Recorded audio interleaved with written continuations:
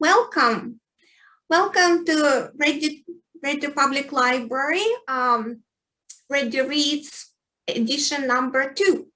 Today, we are hoping to talk about the book written by Desmond Cole, and the title of the book is The Skin We Are In. And I would like you to welcome Dieulita Datus, our Radio Reads champion for the book The Skin We Are In. And we were hoping to have Desmond Cole joining us as well.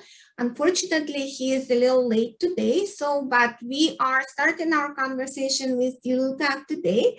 And I'll start with the first question. While we are all reading the 3 finalists, my first question for the champion and always is, why do you connect to this book? Well, I love, first of all, can I say that the cover is amazing? And I think I connect with it because I can see me even on the cover of the book. And I like the fact that with the cover, he used colors that you can't really tell who the people are. And the title of the book is The Skin We're In. So it's not the skin he's in or the skin you're in, but it's we. And that makes it a collective. And it recognizes, it allows everyone to see themselves in each of the chapters and some of the stories and depending on where they are. And so I connected with the book heavily based on the cover, based on the title, as well as being a Black woman. You know, this is, I don't like to say, I don't want to use normal, but it is normal. It's something in the community where, you know, Black mothers will always tell their children to be careful and to be calm and to respect the police for the fear of what happens. And so for me, it was a real book. It was like reading a daily newspaper instead of a book, because I was able to relate and connect with so many things in the book. And what do you think inspired Desmond to write this book? Like, I know it reads like a journal of 1 year. And when I was reading the book, I was thinking, okay, it's just like 1 year of life, right? But I'm just thinking, is it like a snapshot of the entire life of a person, of an activist life, or is it a snapshot of like a year worth experience of living as a Black person in Canada? What do you think? I think that's a good question, and it's a good question because Desmond's answer will probably differ to my answer, will probably differ to someone else's, because even though we're Black and we're seen as Black people, it depends on where you're from. So you can be Black and be of African from the continent itself, which is made up of over 40 countries, or you could be Black from the Caribbean, like myself, and Haitian, that's made up of over dozens of countries in the Caribbean. You could be Afro-Latinas and Afro-Latinos. You could be African-American. You could be Black Nova Scotian. And so that question will depend, the answer to that question will depend heavily on each person's experience. But I think as I was reading the book, even within the past year, there's so many of the stories that he documented that we have seen within the past year, especially,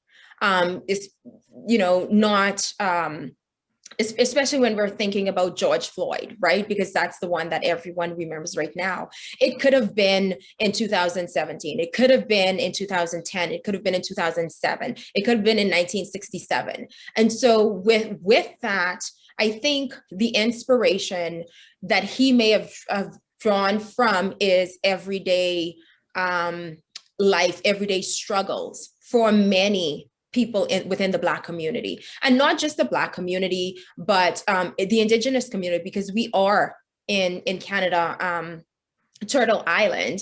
And I acknowledge my privilege of being a Black person here, because the chances of me being stopped in Alberta compared to an Indigenous woman differs completely.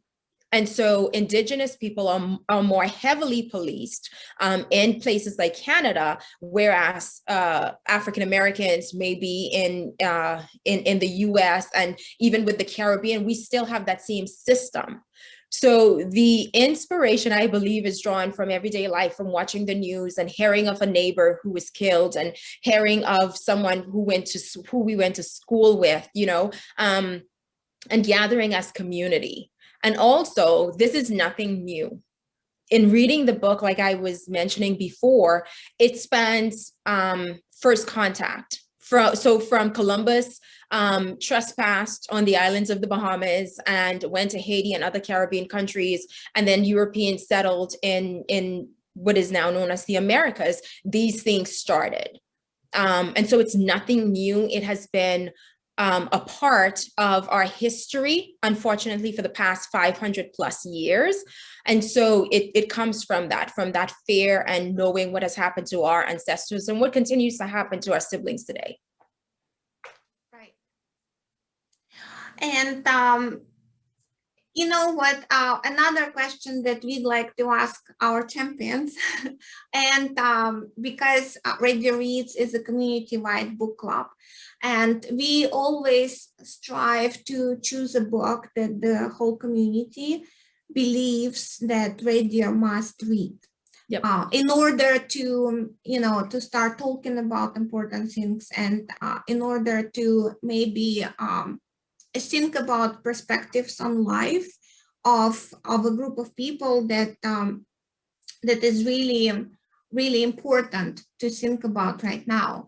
And the book talks about a year in life of a political activist in Toronto. And some people may say, okay, so that's happening east. What does it have to do with Alberta? Like, we are completely different province. We are in the West. Our demographics is very, very different from Toronto demographics. Why does Ray Deer need to read that book? That's a good question again. And I think what the first answer is, Desmond is actually from Red Deer. So that's a reason, right? This is someone who's local, even though he wasn't raised here in his later years, but he's from Red Deer. So why not have a book that's to be the book champion for someone who's local, so we can claim him and not allow the East to claim him. So I think that's a good first step in why this book should be read. The other reason that I would suggest is that police brutality, activism, anti-Blackness, anti-Indigenous racism does not only happen out east. It happens in the West, it happens in Central Alberta, it happens in Alberta. As well as as I was reading the book, Desmond did an amazing job of ensuring that he included brutality against Indigenous people. And we know in Alberta, there has been a lot of cases of police involved killings and police involved shootings of Indigenous people, First Nations and Métis people. And Alberta is also not exempted from the carding that has happened. And I know just recently the province shifted a bit, but when we looked at it, they shifted in name, but not in practice.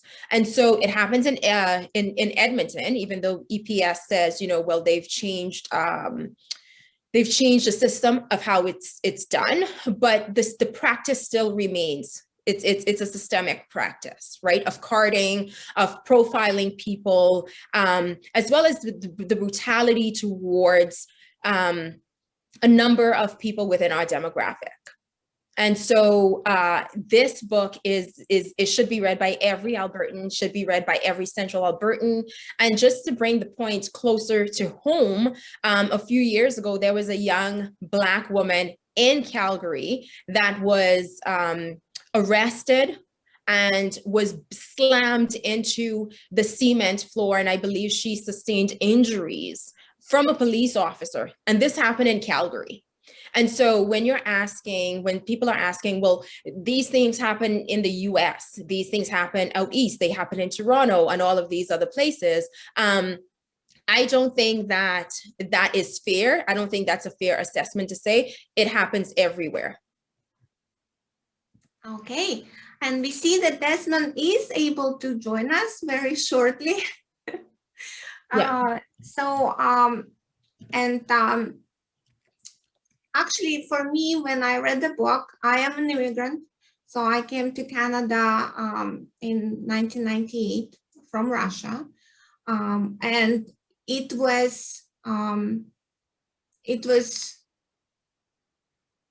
yeah, it was really an eye-opener for me when I read the book about what Desmond was writing about Indigenous community and Black immigrants, what you guys, what these groups are going through. And it was really an eye-opener for me, because as a white woman, even though I am an immigrant as well, and I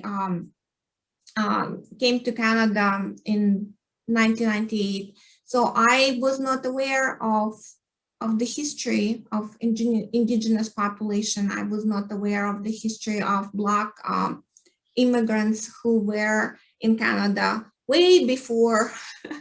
And it was, I felt that this kind of a book that really opens eyes for many people who just live their lives in their kind of bubble and are not aware of experiences that Indigenous people and Black people experience every day. Hi, Desmond. Hi. Hello. So great to see you. Yeah. So we went off the script a little bit while we were waiting for you. I would be super happy to give the conversation to you and Dieulita, because Dieulita has some questions for you.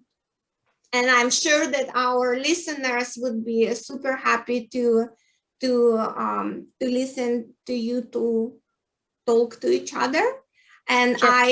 I would use that time to see if we have any questions on our Facebook feed, and then I'll join you. Okay. Okay. Hi, Desmond. How are you? I'm good, Dieulita. How are you? I'm good, thank you. So good to meet you virtually. I know that I follow you on Twitter, but it's good to actually put the face to the camera, I guess. Nice to see you too. Thank you. So hello from Alberta. It's sunny today. It's not winter, so that's a good thing. So I read the book and we were talking about it earlier. I loved it, by the way. Loved it in a not in the best sense. I love that it was written, and I love the fact that the stories were being told, but I did not like the stories that was being told because it was so emotional for me as a person, as a Black person. It was a bit triggering in a lot of sense, and you know, it wasn't. It was a good book, but it was a hard book. So I wanted to ask you what really inspired the idea for the book. Well, first of all, thank you so much for having me and for hosting this conversation. You know, I'm sure some people who read the book or who heard about this event know that I was born in Red Deer. In Red Deer. So it's been a few years since I've been back. I think I was last in Red Deer in like 2016. Yep. But I would relish the opportunity to come back, you know, and meet people, hopefully in person. We all hope that it's going to be safe to do so and that it's a little easier and safer to travel in the future. Yeah. I appreciate you saying that this was a hard book to read, particularly as a Black person. And it was something I thought about a lot as I worked through it. What brought me to writing the book in the first place was actually, I wrote an essay for Toronto Life magazine in 2015. Yep. and it was personal. So it was about my own experiences of racial profiling. And that piece got a lot more attention than I was imagining it would. And it was shortly after that that I was approached by several book companies and asked, have you considered writing a book? And I really think that people wanted me to write more about my personal experiences. Yeah. But as a journalist, that's not been my practice. My work usually tells stories about things that are happening in my city, Yes. my own observations around things that are happening in my country or in the world. And so I wanted to stay true to that with this book. I thought, like, this is an amazing opportunity for me to talk about Black experiences in Canada in general. Yes. And so I spent a long time trying to come up with the idea for a book. And ultimately, with the help of a lot of talented writers and Black thinkers around me, I came to this idea of like a year. Not because there was something really unique about 2017. People always ask me, well, why did you pick that year? That's when I was writing and I wanted things to feel current. Yes. But I came up with this idea that you could really catalog all of the different challenges that we're going through in this country through looking at just 1 year. And so I decided to break it down, every chapter representing 1 month of the year 2017, and every chapter looking at different experiences in education, immigration, Yes. with the police, with our cultural celebrations as Black people and as Black queer people, particularly when I profiled Black Lives Matter Toronto and their disruption of the Pride Parade. It all kind of came together through living in a year where there were a lot of things happening in my country that I thought, I want to capture this. I want to document this. I want people who are experiencing these things to know that they're seen. Yes. And I want people who don't experience those things in this country to stop saying it doesn't happen and to just read a book. That's interesting that you say that, because in my line of work, whenever people are questioning the stories that we tell and the narratives that we're saying happens in the community, I'm like, have you not picked up a book? Have you not read a book? Because it's there, the stories are there. And I loved how you started the book with New Year's Day, January 1st. And I could picture so much that was happening and could relate to a lot of it.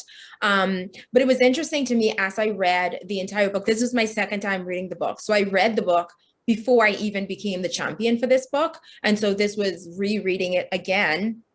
And one of the hardest things that I realized was that this book could have been written in 2020.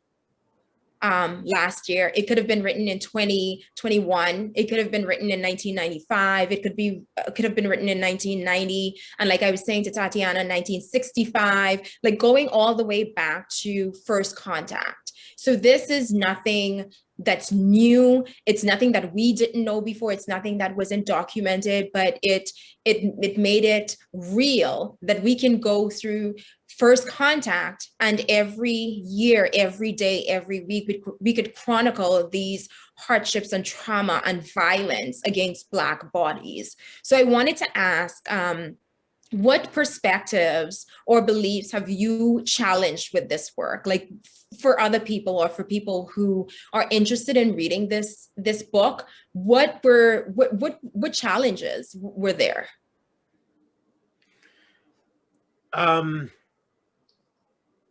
So I can talk about the things that I wanted to challenge in writing the book, which were definitely like,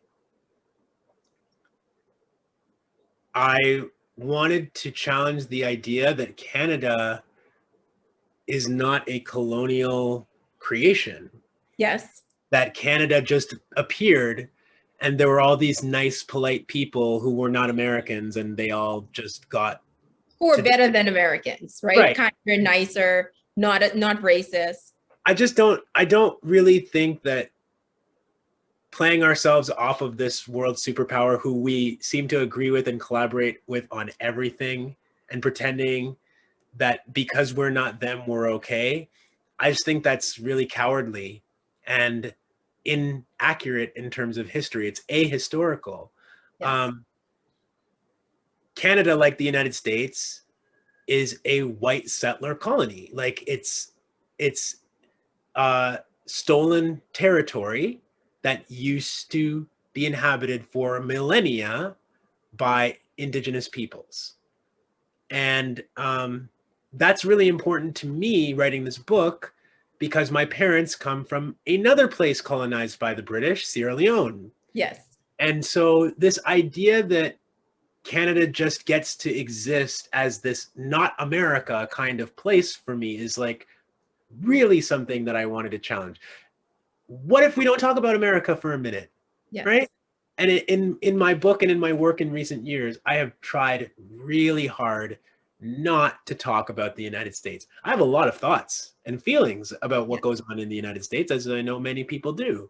And it's not to say that the US is not important, but it is not important to the exclusion of the colonial history of Canada, the theft of Indigenous territories, the killing and genocide and erasure of Indigenous peoples for more time than Canada has been a country, because it took a lot longer than 1867 for this country to be shaped the way that it has through colonialism and theft of land. And it also took Black people being enslaved here too to create this Project Canada that we all celebrate now and pretend that that didn't happen here. And, you know, you live in a country where people are like, well, the slavery wasn't as bad as it was in the United States. And I'm like, tell that to the enslaved Black people. Yeah. Like, what is your argument? So our identity as Canadians always seems to be an absence of something. Yeah. And it was a gratifying experience to get to fill in that absence that we don't talk about in this book. That was definitely like a central thing that I wanted to challenge. And the great thing about writing this book with Doubleday and, you know, with my editor Martha, was that I was not censored. Right. And I've been a journalist for 11 years now, and there's very few spaces that I've ever written in, produced, recreated in, that I was really allowed to say basically whatever I wanted. And this is important to me because Black people are not trusted in Canada to have that amount of influence in the media. We are always reading the news, but we're very rarely giving analysis and perspectives on the news in a mainstream capacity. And I knew that this was going to be a mainstream book that a lot of people might be interested in. And I really, really wanted to show a different diversity of Black experiences, talk about carting in Alberta, as I did in one chapter, talk about, immigration in Montreal, the history of the Black loyalists in Nova Scotia. This book gave me a broad range to talk about all of those things and to approach them from this perspective that, like, of course, Canada is racist. And of course, Canada has to grapple with its racist past, and to not have to argue with anybody about that premise, but to just get straight to it and have that as the assumption of the book. Yeah, I enjoyed that, and it was well documented and well thought out.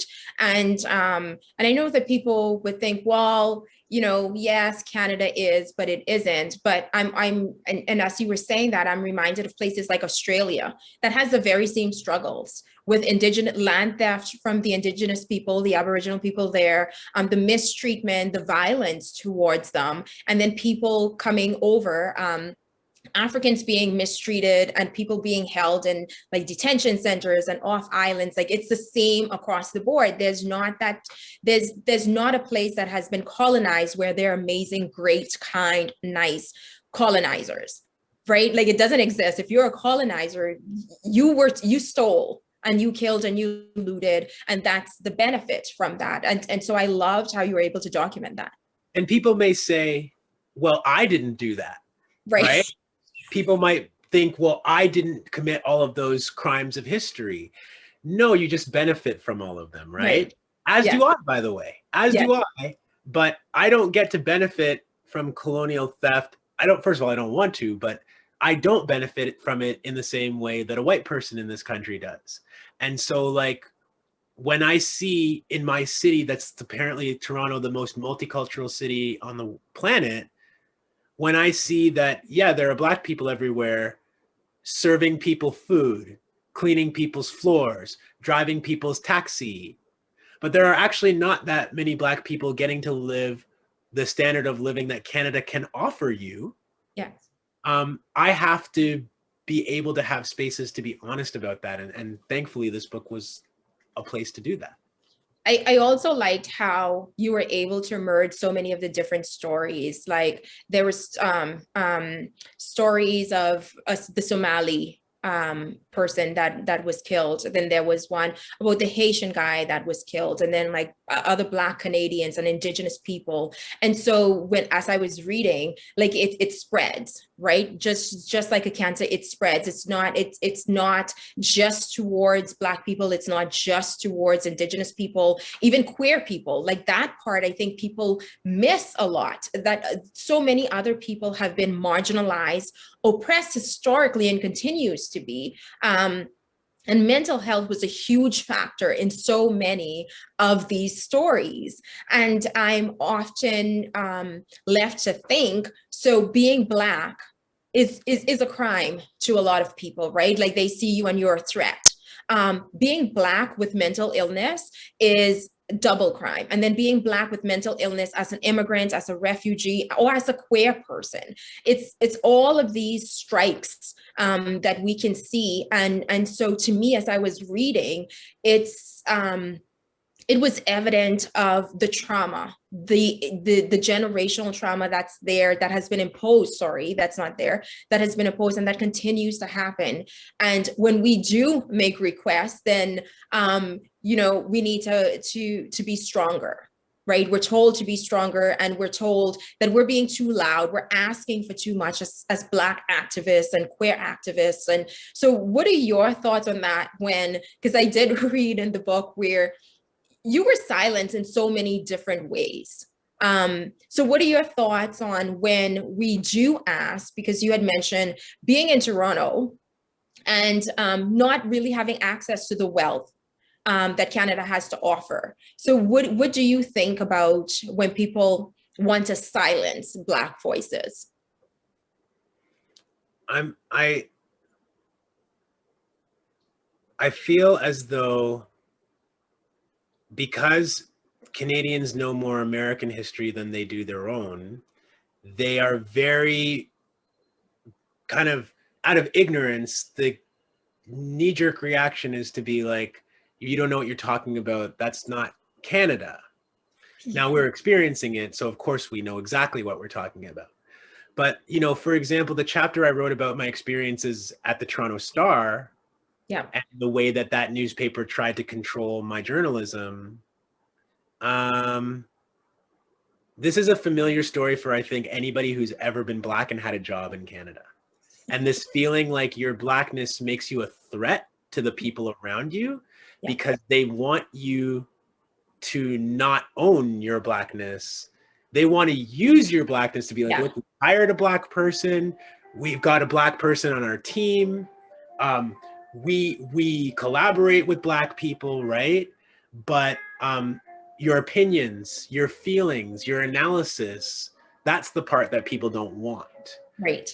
I told that in that chapter as a kind of like, I hope it's read anyway for people as a labor story, because we all need to work to make a living, but nobody wants to have the Black person with a brain and opinions in their work environment. Yeah. Unless they're telling that Black person what to do, and that Black person has no recourse. Yeah. And you were right about what you said earlier too, about how it's us, but it is not just limited to us. Something that I tried to really highlight in that chapter about immigration and all the Black people crossing into Quebec from the United States of Haitian origin, is that we are always put to work in these really, really difficult work conditions in colonial spaces. We're the help. and the help is never well paid. And that's about racism, but it's about racial capitalism. It's about a system that needs workers and needs to be able to get everything that it needs out of those workers without having to give them too much. And that does affect Black people, but ultimately it affects everybody who isn't the kind of capitalist 1% class. They get to have the last laugh at the expense of literally everybody else. And so I hope that people who are reading my book have an understanding. It's like, I believe that it was Kwame Ture who said, like, if you say you're anti-racist, then you are by definition also anti-capitalist, because capitalism is literally about exploiting Black and brown people's labor so that white people can live a nice, comfortable life. So if you are against one of these things, you're against the other. And I tried to tie in, talking about people like Bell Hooks, who theorized these things a long time ago, that this is about patriarchy. This is about heteropatriarchy. It's about heteronormativity. It's about ableism. It is about sexism, transphobia, homophobia. It's not just a struggle about a uniform notion of Blackness, which is usually a dude, and usually a cis straight dude. And that, like, Black men going to jail, like, it's awful. It's also not the only structural issue that we're facing, and it's not the only version of Blackness that we need to concern ourselves with, which is why I also try to talk a lot about children in this book, because I really feel like the ways that our children, from the time they go to school and even earlier, are being told that they're Black and pushed down, we really need to think about that as well. As you were mentioning that, because that stood out to me, and it was one of the, I think I made notes all over the page, because I could relate so much to that. Young Black men, young Black boys, the minute they enter school, there's this push either to sports, and girls are pushed to music and sometimes dance. Cosmetology is a huge thing, right? And people don't understand Blackness in children. So any kid can have be a regular child, and they're seen as being that. But the young child displays the same behavior, and suddenly it's suspension, it's being arrested, it's being handcuffed as a 6-year-old girl, right? Because a grown 30-something-year-old person in uniform sees that child as a threat. And so as I was reading that, I think I read that chapter 3 times, because I'm like, we know this. We've known this, but to see it written where, someone else has written that, and for other people to read, is one of the things that I would really love for Red Deer, especially Red Deer public school system, to take a look at, because our children are being left behind. Well, and I want to say too, Dieulita, that yes, it's hard to, for example, tell the story of a 6-year-old Black girl being handcuffed. I didn't have to experience what that child went through. And so I pray for her and for her mom that, they've been through so much. And that was a hard story for me to tell, but I didn't have to experience it in the way that she and her mom did. But part of writing this, and that chapter, the chapter 2, which was about a lot of education issues, I'm really also trying to pay tribute to Black moms. Yes. Who are really against all of the odds, and knowing the backlash that they're going to face, nevertheless standing up against school boards, standing up against the police, taking their stories to the media, knowing that we have racist media with racist comment sections and racist commentators. And narratives as well, the way the narrative is towards Black children and Black people. And, I saw this with people like Una Momolu in Edmonton, fighting for her son after he was kicked out of school for wearing a do-rag and told that he was in a gang. And it's like, Black moms know what they're going to encounter with these education issues, but they are consistently leading their own advocacy, supporting and fighting back for their children. And I talk about Charlene Grant doing the same thing in that chapter as well, who now runs an organization with many others called Parents of Black Children that's doing amazing advocacy here in Ontario. It's not just about the stories of despair. It's about how we fight back, which is why the book is called The Year of Black Resistance and Power, because I truly, truly believe that in all the stories that I'm telling in this book, there is not just Black people being victimized by something. There's Black people organizing. There's Black people taking care of one another. Yep. There's Black people rallying. There's Black people singing and having beautiful moments of connection and uplift together, which is also happening every single day in this country. And I remember writing the last chapter of this book about Abdul Abdi, who the government wanted to deport from Canada, even though he and his sister had been here since childhood. And I had a feeling of like euphoria writing that last chapter, because I had been waiting many years to share that story in a way that like told it fulsomely, that gave some context and some history to it. And I hoped that that's what my reader would come out of thinking, like that this really difficult situation for this young man, who is the kind of person that usually doesn't get support in Canada, a young man who's Black, who has criminal convictions, who is an immigrant, and who a lot of people just write off, that so many people would rally for Abdul, that his family's fight to keep him here would ultimately be successful in that moment. That fills me with hope and fills me with light and energy. And so I put that story at the end of the book on purpose, because again, this is about fighting back. It's about organizing, and it's about resistance and the power that we do have as Black people. And I want folks who read the book, you know, sometimes I'll be interviewed and see people will say, what do we do? Can I just say I dislike that question?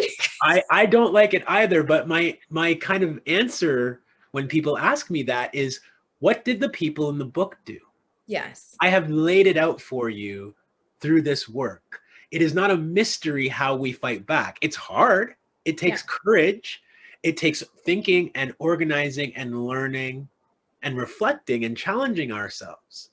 But it is not impossible, and people are doing it every day. And so the model for how we fight back is in moms fighting back against the criminalization of their children. Black Lives Matter Toronto stopping the Pride Parade when Pride would not listen repeatedly to the demands for a more inclusive celebration. It's in people getting their deportations halted because somebody organized with them, or in the canceling of a Cops in Schools program in Toronto, which has now become an issue across the entire country. We don't always win, but we have to celebrate the moments that we do make strides forward, and we have to honor the people who are doing that work. So it was a really awesome thing to do, and to get to like do a lot of research. The greatest part about this book was getting to share the research and the work of other Black people who have done this before me.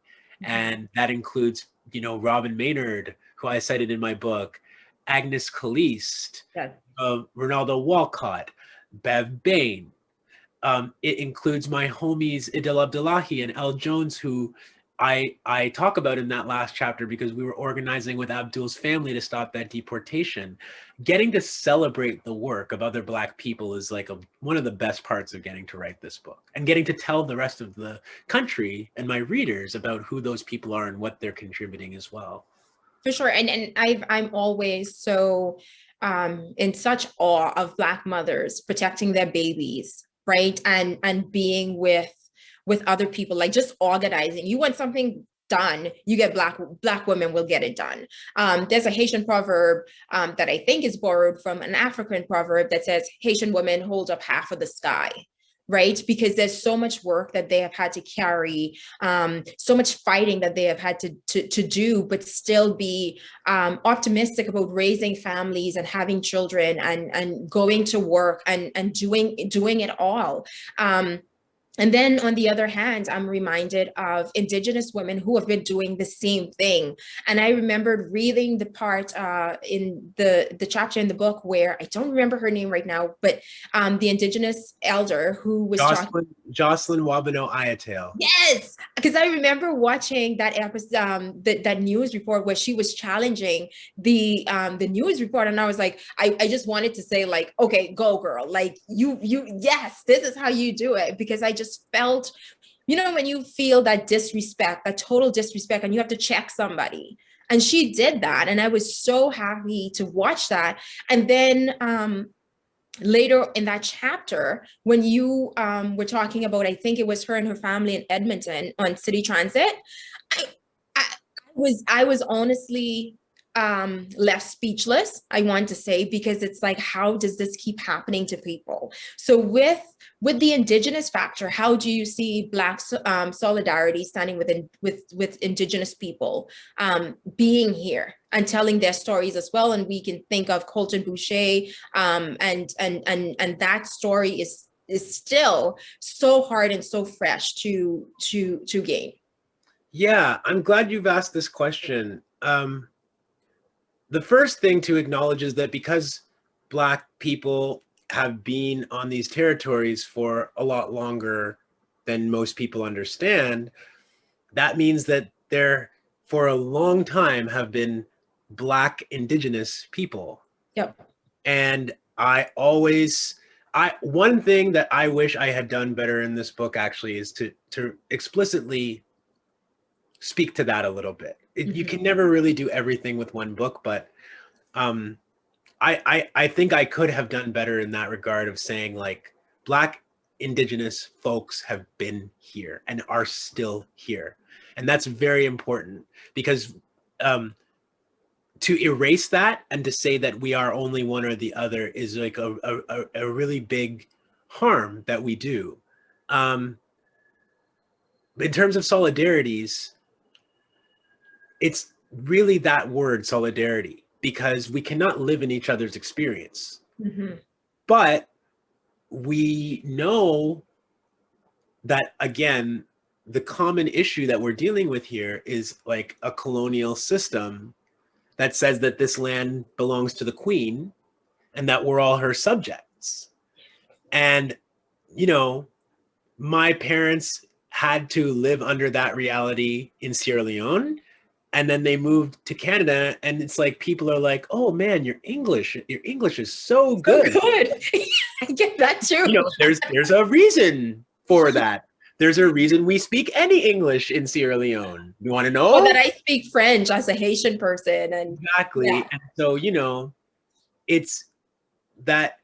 First of all, I can't get myself free on these stolen territories as a Black person unless I am in solidarity with Indigenous peoples and their struggle for, you know, recognition, land, redress, and the decolonization, like the dismantling of these oppressive systems in this country. I would argue the dismantling of the country, period. I know that terrifies a whole bunch of people, but there was something before Canada and there's going to be something after it. And that's something that comes after what we call Canada today has to look different, has to be organized differently, and can't be about the queen and her subjects. Thank you very much. Like, what century are we actually living in here, right? So that notion of solidarity for me is about recognizing what land I'm on. Yeah. But it's also about saying, like, politically, I am in that same subjugated position as our Indigenous people, where we're not meant to benefit from the Queen's Commonwealth. You know, they call it the Commonwealth, one of the deceptive words in the English language that was ever created, because the wealth isn't shared among the commoners, of course. But I know that, like my struggle to get out from under that is aligned with the struggles of Indigenous people whose land and culture and languages have been denied to them. So I feel like it's about building love and trust and solidarity amongst one another, recognizing our shared history and interrelationships with one another, and trying to get free together, because it's more likely that we're going to do that together than we are apart. Because our freedom is connected with each other. And I just wanted to ask one quick question before Tatiana comes on, and that is, what was your favorite part about either writing the book or the process? Like, what was your most favorite part about this entire experience and journey? Just thought I'd put the light on. I realize it's dark in here. But that's tough. I mean, I would probably say off the top of my head that just researching things and learning and then sitting by the window and thinking about all of the things that I was reading and learning about was probably my absolute favorite part of this process. It didn't always look like that. Sometimes writing a book looks like crying in bed, like literally, and not being able to get up because, you know, for me, when you're writing about people being murdered by the police, when you're writing about crimes done to people's children, when you're writing about the history of like treating Black people like property, and that's your ancestry and your history, that's tough. So it wasn't all just like beautiful reflective moments looking out the window. Right. But it was partly that. It was partly seeing things happening in that year of 2017 and taking notes and being like, I'm going to write about this later. I might not have the time right now, but there's going to be a moment later after this is over when I'm going to sit down and I'm going to remember it. I always kept a journal as a boy. I mentioned that in the book at one point, that when I was a child, I started keeping a journal, and this is something that just like really appealed to me when I learned what it was. And so this book is kind of my like 2017 journal, just with a whole lot of added history and context and previous scholarship and thinking. All right. And so like just getting to have something that is a memory for me. A lot of the things that are in this book are things I directly witnessed. Like I remember being in Edmonton and Calgary and Lethbridge and talking to people in 2017 about karting. Yes. And people telling stories. Like, I didn't just write about this as a researcher. I was there.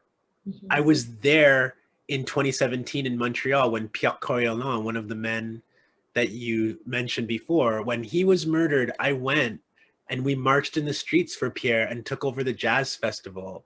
I went out to Nova Scotia and I've learned a lot of my history from being out in that part of the country and going back there again and again, making friends, having close people out there. So I would also say that getting to see different parts of this country in the preparation for this book was also a great blessing that I will always be grateful for. Thank you. It was a pleasure to read, not in the sense that this was a joyful book, but that we are writing our own stories and we are telling our own narratives, and we're no longer being silent, and we're telling the truth. We're telling our truth.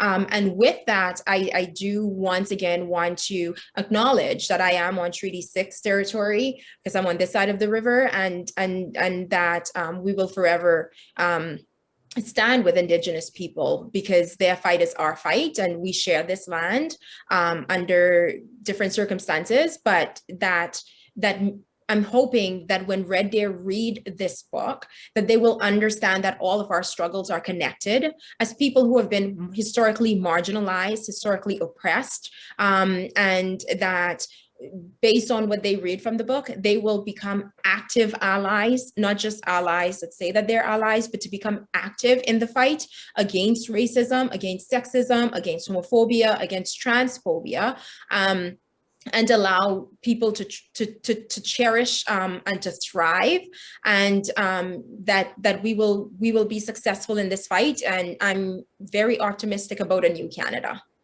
And Tatiana, I think now it's back to you. Well, actually, you know what? I was just so captivated by your conversation, and I was listening and I was reading comments that people left under your video. They are very inspiring. There are no questions, but I hope that you'll find time to read those comments and see that people really were appreciative of your conversation and sharing your experiences. But while I was listening, I was also thinking that, you know, going back to the topic, why Red Deer needs to read that book, in my personal opinion, is that while I'm not, well, Dieulita put it beautifully in the beginning of our conversation. She said that the title of the book is The Skin We Are In, right? And we are all in skin, like we all have skin. It may be different colored, but we've always been like any person on this, in this world, in this country, in this city, have been in the position of the other. And I think that, like, personally for me, that's not a good position for any person to be in when they're being othered by anybody, right?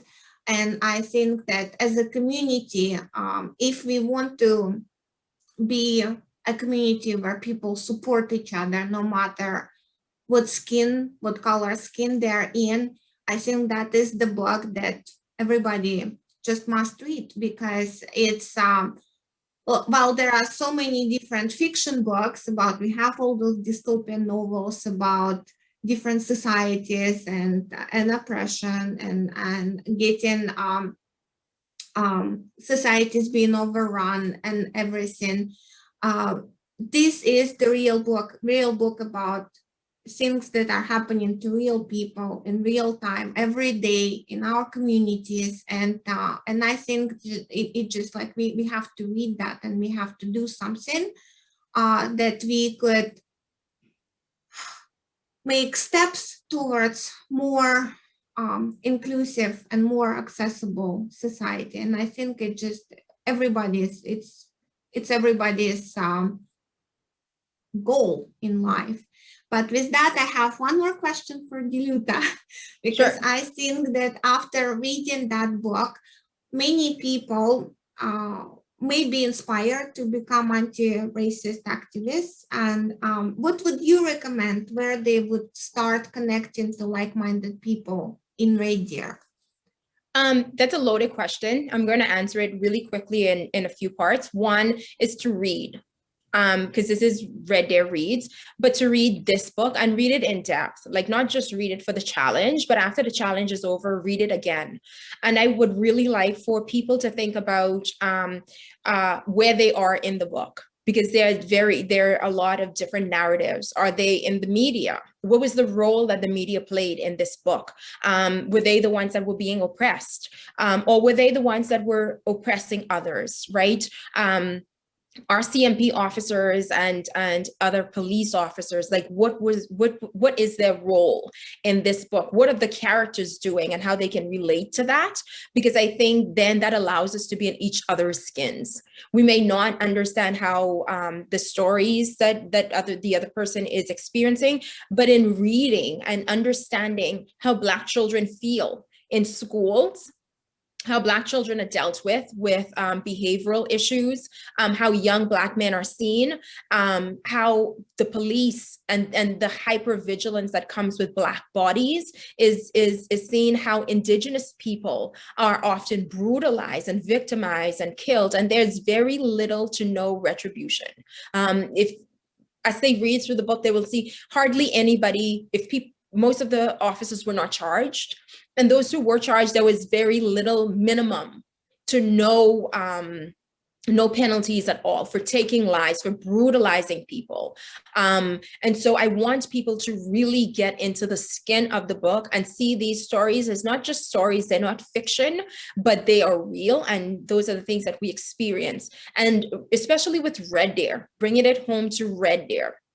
downtown Red Deer, we've seen Indigenous people be brutalized in the streets of downtown Red Deer. We've seen Black people had harmful and hurtful, racist words hurled at them. We've seen Muslim people in Alberta right now. Muslim women are having their hijabis taken off and they're being attacked. So I would really like to get people to encourage people to read the book, to continue reading books by Black authors, Indigenous authors, queer authors, to really get to know what people are saying instead of listening to it from another point of view, and then to not treat this as something light.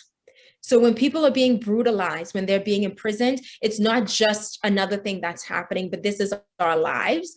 It's harmful, it's hurtful, and it's traumatic. And if they want to be involved, support organizations that's Black-led.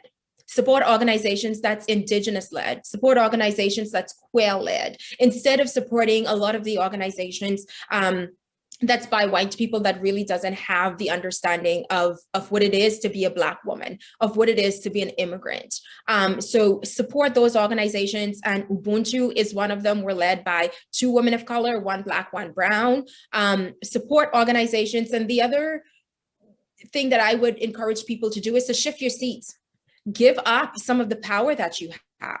There's a lot of nonprofit boards in Red Deer. There's a lot of wealth in Red Deer and Central Alberta. Share it, give it up, and in support the work of Indigenous and Black people and immigrants and refugees. Like, really do the hard and dirty work that is not always pretty, and to go to court.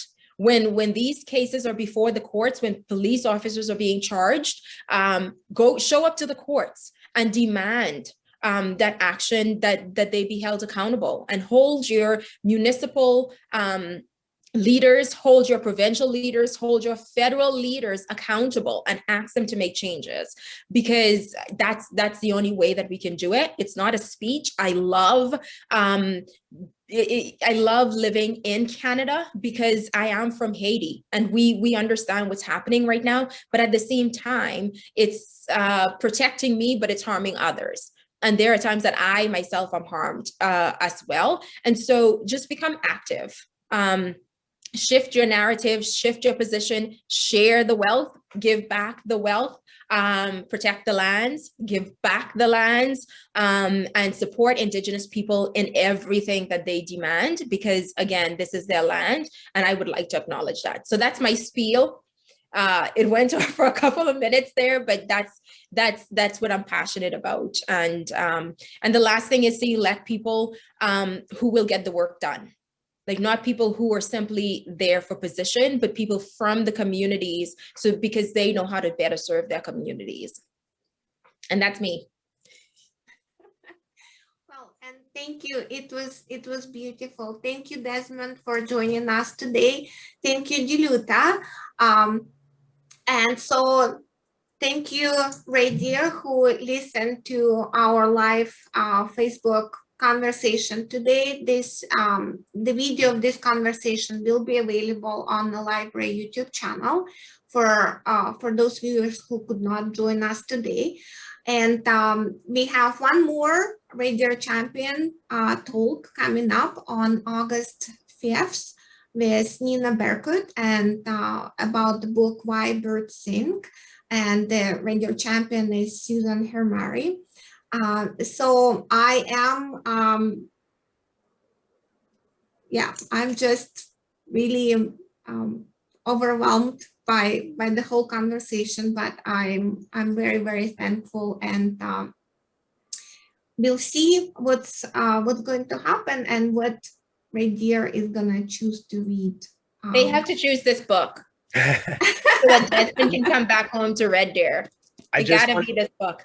Okay, so we'll do that the last.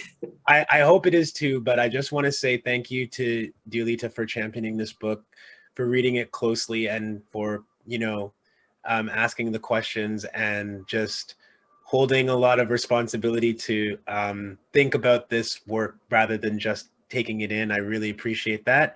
And I also just want to say, thank you to the Red Deer Public Library system, because I have benefited from the public library in my whole life as a child and continue to as an adult. I think what you're doing is amazing no matter who wins. And I'm really, really grateful that you're championing these books and encouraging people to use the libraries and use your resources in this way. So thank you. Thank you, Red Deer. Thank you. Bye.